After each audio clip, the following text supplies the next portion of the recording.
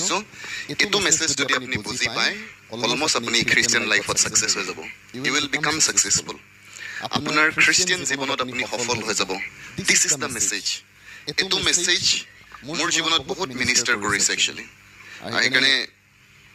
by the spirit of God and by different ষ্টাডিজবিলাকৰ জৰিয়তে এইটো মেছেজ প্ৰিপেয়াৰ্ড হৈছে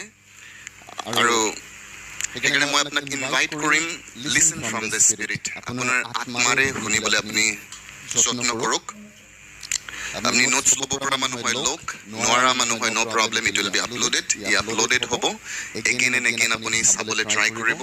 এণ্ড প্ৰতিটো ষ্টেটমেণ্ট আপুনি শুনিবলৈ ট্ৰাই কৰিব যে হোৱাট গড ইজ ট্ৰাইং আমাৰ মেছেজৰ টাইটেল হৈছে ৱাকিং ইন দ্য স্পিৰিট আত্মাত পৰিচালিত হোৱা ৱাকিং ইন দ্য স্পিৰিট বা স্লেছ দি পেলাই আপুনি লিখিব পাৰিব বি স্পিৰিচুৱেল